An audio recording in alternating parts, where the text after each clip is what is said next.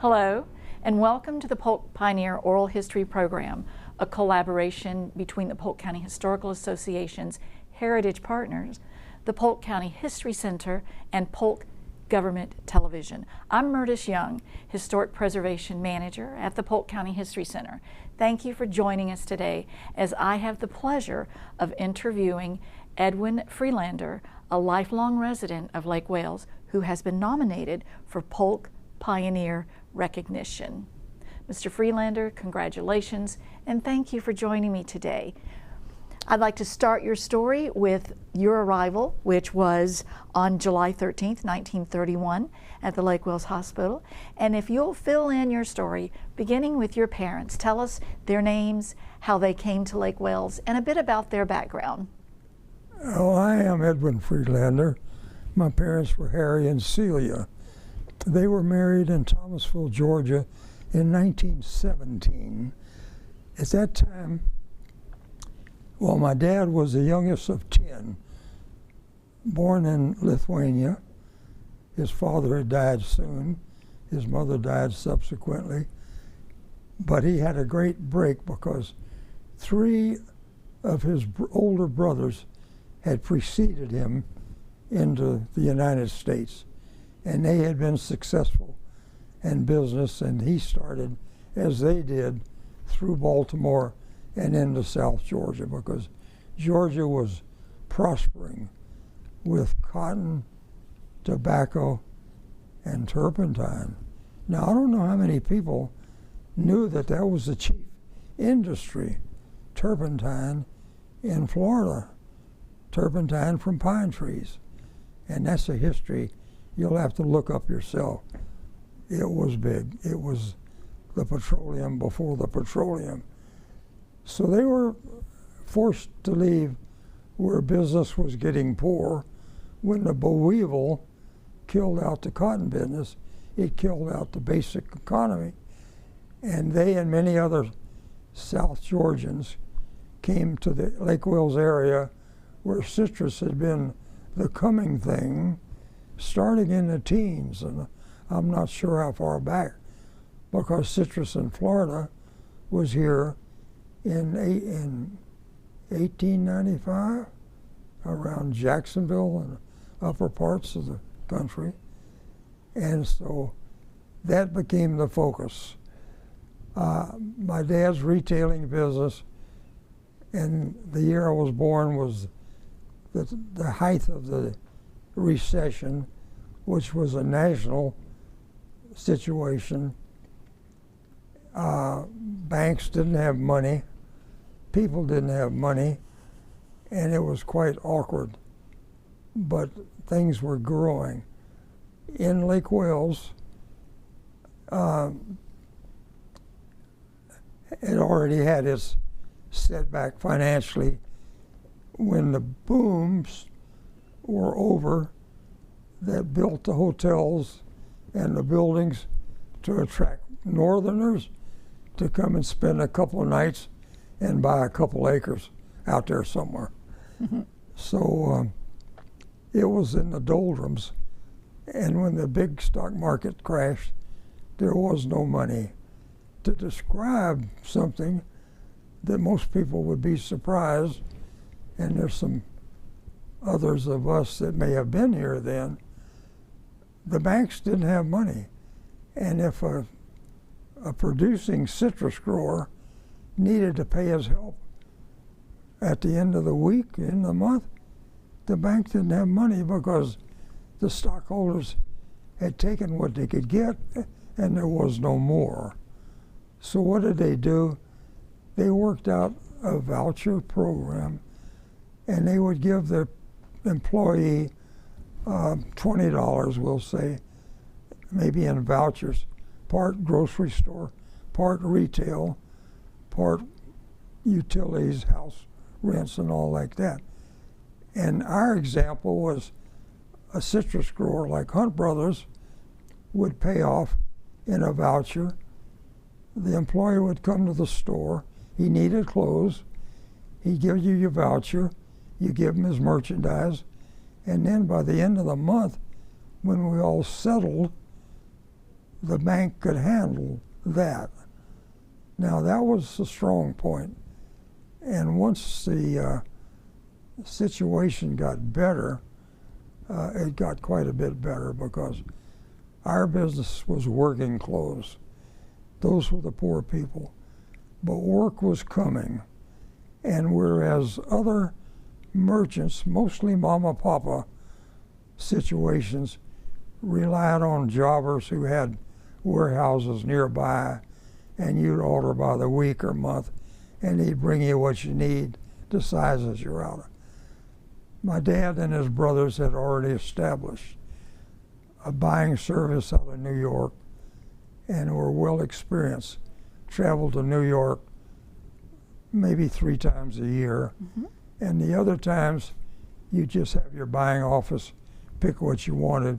You would skip all the middleman, and you would have the upper hand. And during the war, and in not the immediate months, but after that, when things began to go, they did real well. Now, to bring this up to date, that's when I knew the pioneers. I was born in 1931. The war started in 1941. And because of my age, and because everybody else had gone into service, by the time I was 12 or 13, I was working, sweeping or whatever. And those days, everybody, the pioneers, were at the Kissimmee River, and they were out in the pine trees. And the week was over, and they got their vouchers on Saturday. They'd come to town, they'd go to the movie. After the movie, they'd go to the grocery store, and they'd pack up what they needed for a week. And then they'd come to the retailer and get the clothes they needed. We stayed open till 11 o'clock at night back in, we'll say, the late 30s, early 40s, when things began to get busy. And those were the pioneers in the cattle business, Kissimmee River, and they were the Keens, 4 or 5 big brothers, and their father, and so many others that I could name last night in the middle of the night. I could name most of them, the Keens, and they were good friends. They were supportive of my dad's business. He was good to them, and we were very good neighbors, and we would still be today, but they've thinned out much like everybody else. Now, in leaving Georgia, my 2 sisters were born there. I was born here in 1931, and my parents, by this time, had gone through the hard times and were beginning to feel the benefit of buying your merchandise through a buying service in New York. And that meant shoes in New England, fabrics in the Virginian, and it means big advantages. And as the economy grew, business grew. When I was born, my insurance people said to my dad, "You got to get a policy for this young man so he can go to college." My dad says, "Thank you, but I think I'll do it my way." So as he built business and added to it, he would, for instance, in my case, built a business called Edwin's Variety. I was 6 or 7 years old, but that was on its own until it became profitable. And then he took the profitable part and bought a grove, and he bought a building in Edwin's name as his insurance. And that, I hardly knew what all was happening, but I knew my future was clear. And I went through school in Lake Wales. I went to the university like so many of my good friends did, and went through the university. And the thing I think I did the best at the university was not citrus, was not businesses, ROTC. I was a great artillery officer, which won me the ticket to Korea. In the last week of that war, the armistice, I was still in Japan, in school in Japan, at the Naval Academy, Japanese Naval Academy. I finished just in time to move across to Korea to replace a former observer who didn't make it that last week. Luck, all through my life, a lot of luck. Came out of service to go to work for and with my dad because he had gone through all those tough times without a lot of family help. The son-in-laws were not attuned to working in a grove and things of this sort. And I went into retailing. The store under my name had matured quite well and had a manager who taught me all I would ever know about it other than through experience. Now that seemed to go along quite well. My parents had, I think, a 59th wedding anniversary, so they were with us quite a long time. And I had family, one of which I think you mentioned my sister Evelyn, who had a husband and a daughter in Lake Wales. That was married another family in Lake Wales, the John Pasheks, who was well known, had a motel and all these things. What was more interesting, though, was Lake Wales.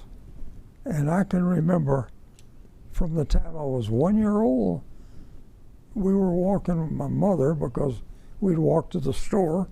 We lived 2.5 blocks away, next to the Methodist Church, which was beautiful, a wooden building, long since torn down. And we would, as we walked, and I fell down one time, and the man from the post office picked me up. So after that, every time I saw him, I fell down. This was a habit. The post office employees were retirees from the Army. They were hired because of their Army service, discipline, reliability, and that's the kind of people they were. And I knew them, and we grew up. Our business, Edwin's, was built in 1937, 1930. The new post office building was built in 1940. So we grew up together on Park Avenue, and the other businesses began to fill in. It was interesting to remember the house we live in now is the house that was downtown, built in 1913 before the hotel was built. The pioneers built it. The pioneer carpenters built the nice homes for the Johnsons and the Tillmans and the Bullards, who were the early pioneers of Lake Wales and who owned a lot of land that later became Greater Lake Wales. But that house was moved out to the ranch where I've lived for 60 years. Kathy, my wife, we were married, I think now 43 years, and our children were born there. They're all 38 to 40 years old. And we've raised them there, but as the things have developed, they went to, we were able to send them to good colleges, because my dad's point of view was, you don't get this money that I made for you, do you go and spend. This money can be used to buy things that create money, not money for you to spend, money for you to take care of your children, as I have done for you. So that's been the pattern all this time. And we're looking now, our grandchildren went to places like Vanderbilt, Tulane, University of Florida, University of Central Florida, and 2 went to University of Central. 5 went to college based on that plan that my dad set up. And those grandchildren now have grandchildren, and their challenge is not to spend the money on cars and things, but to buy things that can create the wealth that was designed for the family's benefit. And you know, out of, we'll say rough numbers, 17 children, grandchildren, only 2 failed to understand that, and that was tragic for them. But I have been responsible for the bulk of it. And with Kathy's help, as I've gotten dumber, she is much smarter. Things that I can't do, even conceptualize, she can do quicker, better, and in a very honest way protect not me, but the empire. And everybody has stock in these things, and it will be used properly, and we'll say estimating 15 out of 17 situations. But for those, they needed some help to preserve what was squandered, so we all benefit, and that's where we are today. She's charged with carrying us on the way Harry Friedlander designed it.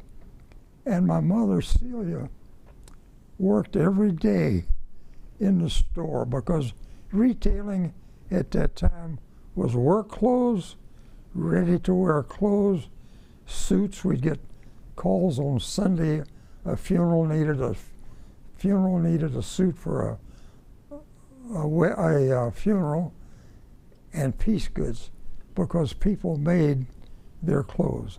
Friedlanders had a big department. My mother was in charge of it.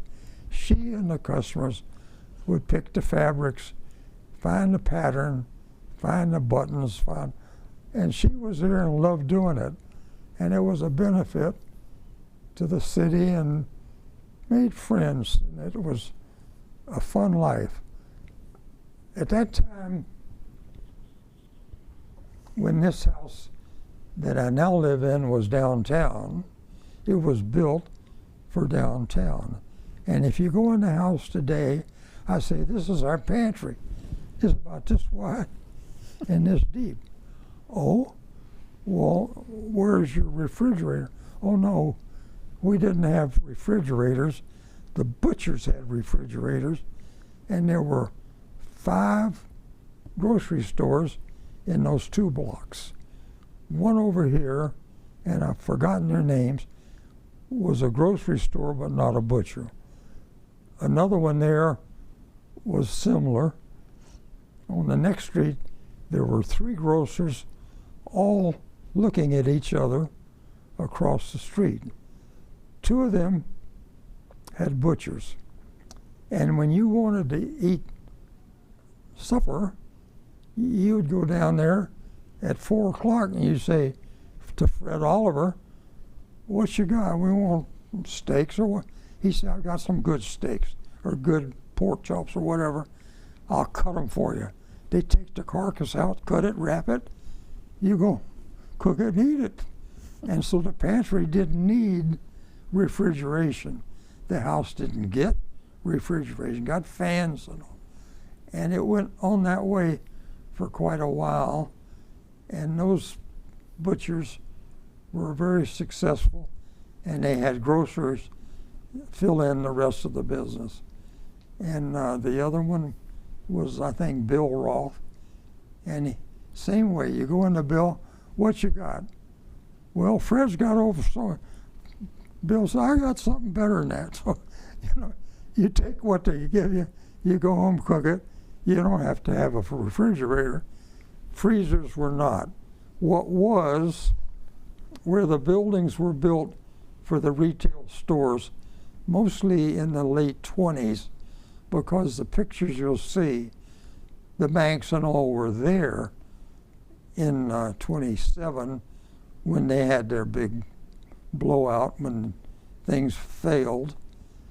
But upstairs on the second floor were rooming houses, and the roomers and the other people down the street that had a home didn't have refrigeration, didn't have refrigerators. They had ice boxes made out of wood, and they were just this big by this big.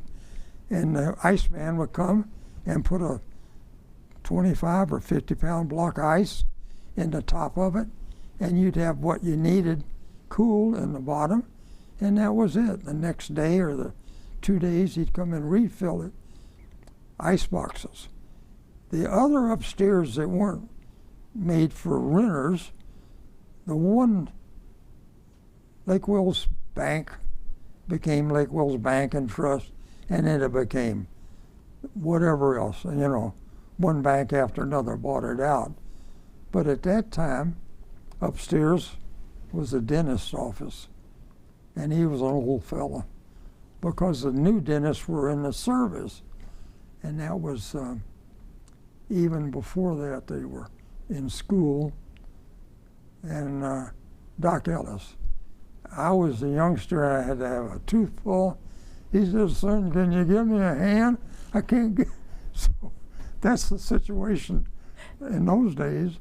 Across the street, the other bank, which was not a bank very long, but upstairs, a chiropractor, another doctor, Dr. Pennington, one of the main doctors that carried us through the 30s, and Bunning, Tripp, and Ingley. That was their accounting office up there. And some importance to that connected with downtown pioneers. Now, the chiropractor name was Kingsbury. Mountain Lake people needed a chiropractor. They needed better doctors because they're here in the winter, things happen, and they can't have access. So Dr. Kingsbury treated these people, and they said, what should we do? He said, well, let's build a hospital. They said, we can build a hospital. The Mountain Lake people must have built a hospital, must have built a playground, must have built other things that we needed. And in addition to that, the Mountain Lake Edward Bach employees, the Olmsted brothers, I believe, son of the Olmsted who designed Central Park in New York and many other places. I think his sons came and designed Mountain Lake Bach Tower arrangement of plants and all, and got credit for it. And while they were doing that, they designed an outline for the city of Lake Wells, where you don't just throw up buildings like we see in Winter Haven right now, but you build a park. You build roads around the park, and then as you'll see in Lake Wells, Crystal Lake was a good example because the pioneers built big homes on the property facing the park, the playground, and those other features. And the whole city was drawn up by the Olmsted brothers as a pattern for Lake Wales to be different. Those were pioneers. Dr. Kingsbury was a very important pioneer because he could do this sort of stuff. His wife was a school teacher. One of his daughters was in my class in school, and we were all pretty close comrades in those days, and didn't know each other as well as we learned later through a series of reunions to keep track of one another until it just became impossible, and they were dropping off. Until today, I have touch with the last 4 or 5 of us that I can call anytime, and that's been quite a great feeling. Not a pioneer feeling, but a relationship in Lake Wales with the kids I grew up with and the things we experienced. And today Lake Wales is struggling to get back to avoid what looks like disaster in Winter Haven. Not so much in Lakeland. Lakeland's planning is much better, but their problem is much bigger. Hillsborough, Orange County, I don't know how bad it is, but it's confusing enough in Bartow. Winter Haven is not designed as well as Bartow. Well, you're right. There have certainly been many changes in development in Polk County since Edwin Friedlander was born in 1931. And amazing, interesting story. I love that you shared your time as a young boy downtown. One of the things that I'm aware of in our conversations is you talked about coming back from your experience in Korea and coming to work with your father.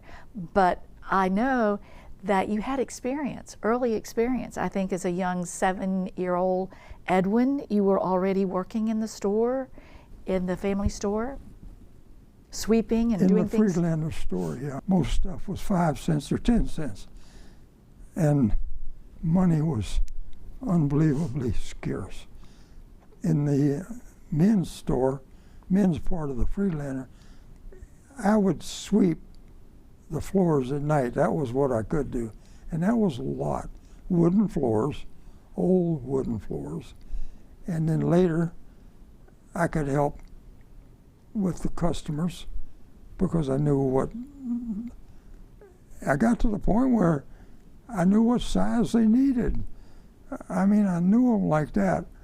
And the other salesmen were 4F, which means they couldn't get drafted or they were too old, you know, and so I worked in quite well.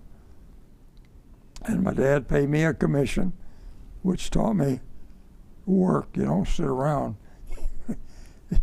You've got the customers, you got the commission, do something, you know. Well, I've lost all that, get up and go, that's for sure. But we did accomplish a lot. And the properties we had have finally gotten buildings on them, which did well and then declined while the shopping centers built up. But we're still viable. We're still downtown. And we actually don't have vacancies, but we've had buyers take some of the property and bring it up to date and create, because they're younger, they bring in good ideas and they bring in capital that they will invest. Fortunately, because they like Lake Wales, because fortunately one of them's grandparents grew up here. So things like that come back to really bless Lake Wales. I think another interesting story that you shared with me, again as a very young man, back to the period of time during the war, World War II, At this point, your father had branched out to Frostproof. You all had a retail store down in Frostproof. And how is it that you contributed to taking care of that store? All our business was in Lake Wales, and also the same opportunity existed. My dad had a small store here in Bartow. Incidentally, that whole block burned down. Across from the courthouse, there was a drugstore on one end and something over here. The whole center of that block caught fire. I don't know how, don't know why, but it burned badly. And my dad and my brother-in-law drove over here as fast as they could, and I don't know, fire department got everything wet, but they put the fire out. We also had stores in Haines City. Frostproof is the one you asked about. Avon Park, eventually Vero Beach, Sarasota for a while. There was opportunity. My dad would take chances because he knew things weren't being done the way they could be done. So Frostproof was a very interesting situation because when he left Georgia, one of his employees and his employee's wife came with him. They had been working together. They came here to work together, and he took the Frostproof store, got along, managed the Frostproof store, and his wife was right with him, shoulder to shoulder, and they did a very good business. Frostproof was deep into citrus. Now it's quite bigger, but in those days, the Longs needed a vacation. And I don't remember whether it was 1 week or 2, but my sister, I probably was 10, somewhere around 10, and she was 7 years older, 17. We'd catch the train in Lake Wales, I don't know, I guess 8 o'clock or maybe earlier. Came through every day, same time we'd ride to Frostproof, get off the train, walk across the track, cross the alley, open up the store, and we would be there in the store, and somebody bought something, the price was on it, we'd sell it, put the money in the drawer, wrap it. We enjoyed it, we did it, but now the train didn't come later, so we had to wait for my dad to close his store to come pick us up. A fond memory, and from that, there were so many Frostproof people that we knew, but we were just kids. And the Longs lived in Frostproof across the street from the high school. I think it might have been the whole school. And we knew their neighbors, and our chief of police, Jug Roberts, I could be wrong, he lived next door down there, and he was the chief of police in Lake Wales. And he worked, and here's the big thing, because he was already retired. Mountain Lake Bach Tower had visitation. When the concert was over, incidentally, my mother and an older sister were there on the dedication day in 1929 or 20-something. The traffic after the concert would all come through town because Highway 60 went this way and 17 went that way, and they crossed where the Lake Wales Bank was, and there was no traffic light. And they had to go out of town, and they were lost. Chief Jug would be on the middle of the intersection. and he was a lot of fun. but he would direct that traffic through on the way out, and I think that was about the end of his day. But many wonderful people in Frostproof. It was such a small place. They all went to the same few churches. They all ate at home. They all cooked. They did what we did. They grew gardens, and they got their meat from a butcher. And they were very common folks. Now, a couple of them weren't quite that common. And that was Griffins and the other name even bigger, Pat. That's the name I've forgotten, but that's the Griffins moved down from the senior to the second to the third generation, and the other firm is still there, and a daughter, Cindy, married to, I forget these names, but you will know them because that became the Frostproof Bank, which is Maxey family. Yeah. So it's all tied in. But the pioneers were cowboys. They moved the cattle up and down the river on barges. And the Lightseys came here because they'd been in the dairy business in Hillsborough. Their land was valuable.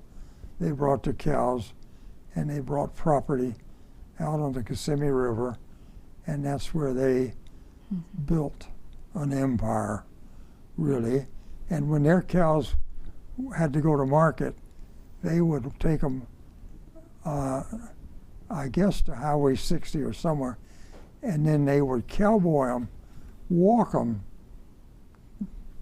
to the docks in Tampa, and they would ship them, and they would send some to support the armies. And then they developed the cattle industry out west from Florida. Cattle came from Cuba, Mexico, came from wherever. That was the birth of the Texas and all the other. And I don't know that history so well, but it's quite a big story, I'm sure. Your libraries are full of books about the things that I'm trying to describe, and they're well worth reading. And the thing about turpentine, which surprised so many of you, it was so different. And because of the turpentine, the cows were wild among the pine trees. They found the grass when it was there. They were called piney woods cows. They were poor. They were not good meat. That all came later. And it was about 1947 or 48. I think the governor might have been Fuller Warren. I'm not sure. They enacted a fence law which made you fence off your cattle and separate them from the highway. Before that, if you hit a cow at night, you paid for the cow. And it was a common thing. And it was the part synchronized with the decline in the turpentine business and the pine trees. You're right. There have been so many innovations in the early industries of Polk County, certainly in the cattle industry, with the fencing for sure. And speaking of innovation, I want to go back to Edwin Friedlander in his merchandising history and story. I remember you shared with me a very interesting innovation that you implemented around Christmas time. Being a Jewish man, you were called upon by other people in the community. Do you remember that story? You want to tell me about that Christmas shopping? I'm gonna bring that out when I find it. These are beautiful documents to me because I realized what I was doing hadn't been done. And I opened at 1 o'clock, and I had a busy day because people forget things, you know, and I had a variety store. They could get gifts, they could get flowers, they could get cards and all that. One of my first customers that day was one of my close friends during junior high and high school, Bob Johnson, part of the Pioneer family. Bob was a minister. Bob went to, it may have been Columbia, Syracuse, I'm not sure. He worked for the university. He was, at one point, head of the religious department. He was one of my customers that day. And I thought it went well, but the letter was well stated. It had the signatures of the men that I respected so much, and I knew them all, and their questions were direct, and they weren't really questions. They were statements. You should not do this. And I answered, I don't know how. I was about 40 years old, so I wasn't real dumb yet, but I think I answered quite well that I did it regretfully because it needed to be done, and I did it for the people that had a problem, because Christmas cards weren't sold in a grocery store. Clothing wasn't sold in a drugstore. And that all changed later. And I said that knowing all of you, I understand and I appreciate your attitude, but let's look at what's going on and look at what's beginning to happen with Sunday openings. And it's going crazy. And so for a while, there were opportunists. I may have been considered an opportunist. Believe me, it didn't make much money that Sunday afternoon. Had to have help and all that. But things changed so much after that date. I think it was around 1970. If I find the letters, to me they're a joy to read, because it was facing change. And I've got so many other things. You mentioned pictures today. I've got a picture of a house, our house, two-story house, being rolled down Park Avenue all the way out to the ranch back then. A lot of other things, like the original hospital, which was opened in 1930, had been a building, an apartment building, had been used for a hospital. The hospital was built, Mountain Lake people, in 1930. Ellis Hunt, good friend, still alive in Borders Edge. He's fine. He was maybe the first baby born there, and I was the next year. I started school a year early, so I caught up with Ellis and all the others. And one reason I'm still talking about them, because I've outlasted them. But it was this type of place. And I'll tell a funny story. It sounds ridiculous, but it's a true story. Every year, there would be a hospital day, and all the kids born there were welcome to come back with their parents. We had orange juice from our juicers, and we had cookies and whatever else. And the manager of the hospital was a retired lady nurse, Mrs. Moyer, and it was so low scale. 1931, and I've got a list of things priced in 1931. Like bread was a dime a loaf, gasoline 19 cents. My dad's joke was I had to leave my wife and my son there for 2 weeks, because it took 2 weeks to raise $23 to get them out of the hospital. So it was a good story, true or not. It was that way. Well, and then also, I'm curious to know, back in school days in Lake Wales, a little superlative you earned as the wittiest senior. Do you remember what that was about? Yeah, I think I was just sarcastic. I didn't know what else to say, but I did see humor. As you see here, I see humor in all this stuff. I could tell you a few more things about some of the people I mentioned, but they might have grandchildren that wouldn't appreciate it, so we'll leave that alone. But I'll tell you another problem.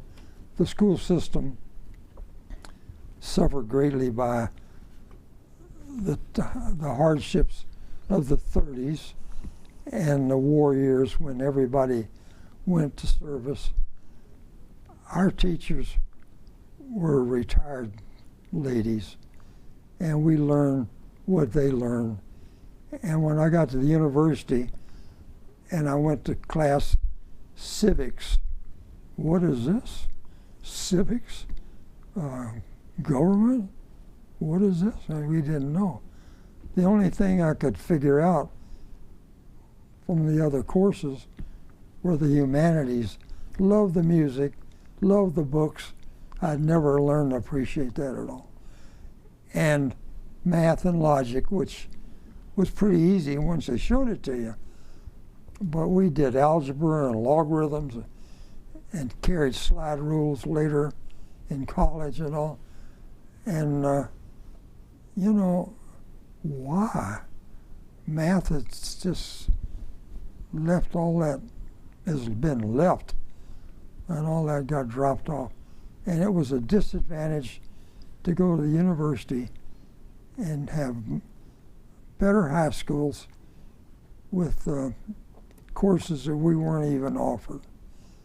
And one of my sons, I took to the University of Florida, and they had tests for entries there. He was a possible scholarship player, and they brought out diagramming sentences. He'd never seen it. He'd gone to school in Clearwater and then later in Seabreeze, Daytona. Even then, 60 years ago, a little over, he went to those schools and they didn't diagram sentences. I didn't know what they were talking about either, but I did learn it once I got to college. And others had already known it, so it was, and the things that were not obviously interesting in our years in high school were manual arts, drawing, woodwork, construction stuff, and one more short story interesting to me.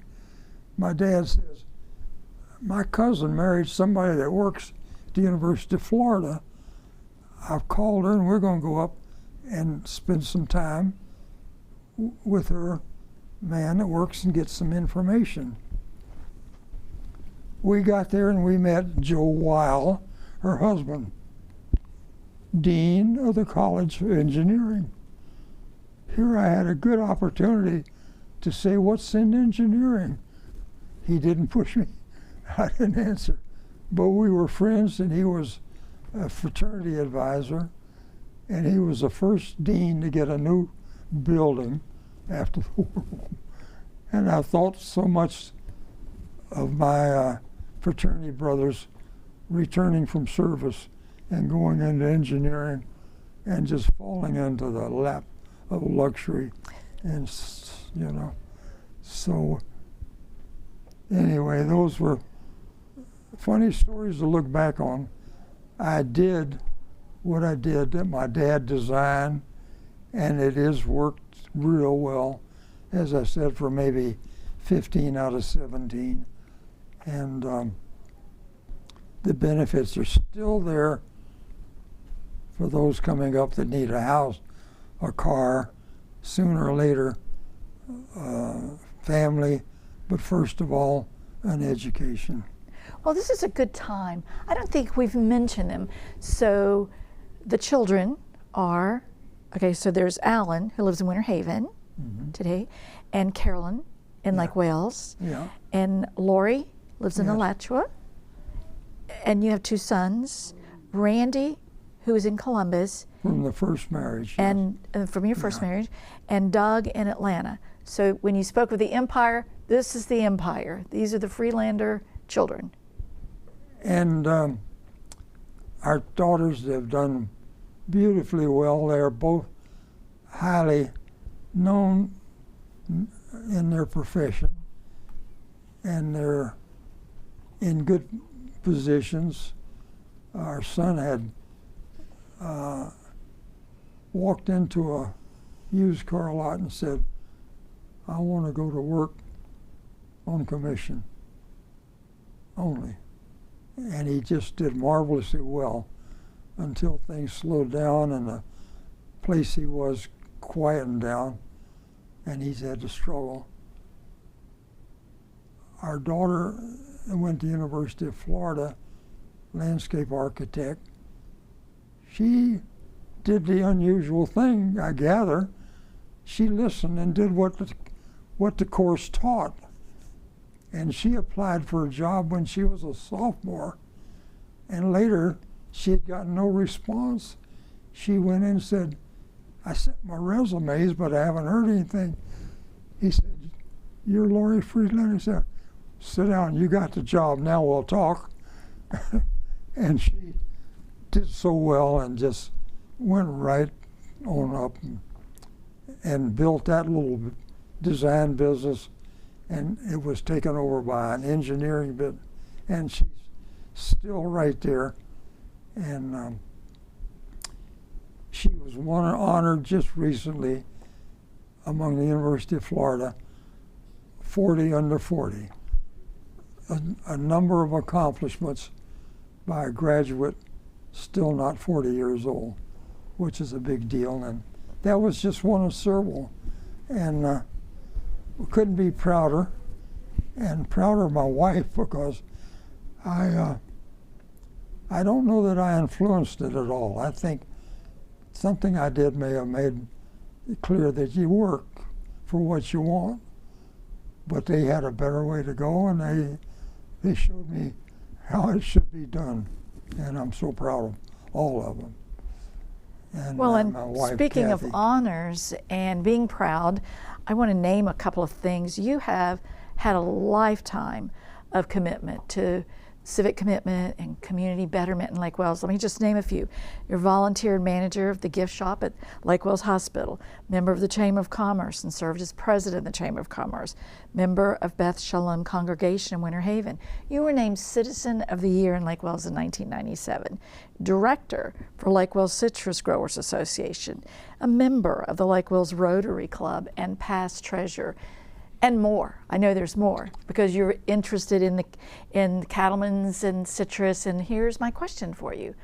How would you encourage young leaders, like talking about your young people, your children coming up and becoming leaders, how would you encourage young people today to become involved in the community? Well, let me start with my two daughters again. Lori, who went to and got the job and started working as a sophomore for this design company, very soon realized she knew what their other designers couldn't do, and eventually became the designer and put the others to do her legwork, other work, and eventually got, as things moved on, she found one that was unproductive, an alcoholic. You have to fire that person. Hire a few, tell them what you want. If they can do it, keep them on their schedule. And you have concepts, you let them help develop your concept. And so she learned how to do it right. Carolyn, on the other hand, got a degree from Washington University in St. Louis. Excellent college, and her design work was good. She worked all the time she was in school, a librarian at the school, and off with a design firm that was rehabilitating factory buildings into unit housing and all. And it was going well until she graduated in 2004 or something, but between then and 2008, all that fell apart. The banking had loaned more than they could support. So she started riding a bicycle to lawn sales and buying stuff and making stuff and selling stuff. And she always presented a kind of a poor child who needed to get the lowest price for what she bought and the highest price for what she sold. And she engineered herself into a first-class quilter. Early on, hired out to help other quilters finish their quilting. And oh, my wife could add so much to this story. But she became smart enough to get advisors, how to set up a business, how to make your designs, and all the stuff that she designed would be printed in the Far East. I think maybe China, Japan, I'm not sure where. And there would be encroachments. Well, she was protected somewhat, but she began to develop a style and life of her own, and she was hired as a teacher in different communities that had quilting stores. They would bring her in and pay her expenses, and they would sell her time out to classes of maybe 20 or 30 women quilters, maybe more. And she would teach lessons of how to do things her style. And eventually, she would create patterns, and when somebody came in and wanted something, it might be from a distributor that she put merchandise in, or it might be directly from her. They would get the pattern, the number of yards of different material. They would pick it from a material supplier, the yarns, the fabric store, and all the things you need to go with it, buttons, threads, etc., in a package. And the pattern, you cut the pattern out, and paper, you make the thing. And it's a big business. He has been going on that basis for a firm in Australia each year for a month, and they travel around their opportunities, and she teaches, and they inventory and sell stuff. So this is something I think, although they didn't know my dad, somehow they have had a little bit of that in them. I was going to say how proud I know you and Kathy are and that those children continue that. And retailing and say I majored in ROTC, so I had to come back and learn and skip the engineering. But I did this for my dad. His idea in having property was to be productive and not make it. The motto at Bach Tower, make this world a better place because you've lived in it. And he bought that too. So. Well, you know, that's a question I wanted to ask you about as we wrap up. I know that you and Kathy are participating in Polk County's Environmental Lands Conservation Program. And your father acquired the groves and cattle land in the 1940s. and it's been a major part of your family's operation for all these years, and you have generously considered participating in the Conservation Lands program, and I'd like to know what inspired you to do that, and kind of explaining what you're doing. As I understand it, you're selling your land for conservation. I think he intended to go in the cattle business, and the land was easy to buy 70 years ago or so. I was in college in Korea, and by the time I got back I had to get into retailing to take care of Edwin's. And he loved cattle and ranching, and that's what he wanted, and that's what he wanted it to be. And I knew that. And when we got into this mess of solar power, sand, because our property had good white sand, which is used for highways, and our neighbors had yellow sand, which is used for all these buildings and properties now. I think my family and I love the land and intended to keep it what it is. Now, to make it more impressive to us, we're surrounded by conservation, and our county has decided to try to preserve, because running out of some land, we got lots of land, but this kind of stuff, we want a large area conservation, and the county would run that the way they want to do it, and it's going to be something in negotiation. I don't know quite what or where, but it's what we want to do. I think we could sell it for solar panels or dirt or development. One of the developers said, well, you're not really there yet. But since that happened, Hunt Brothers Road, Lewis Griffin Road, they started big deals.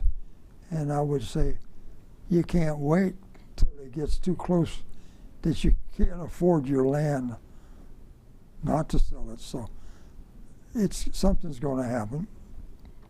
And my wife and I and our girls, who are right in all this sort of stuff, and Alan himself, and even the older boys, because they've got,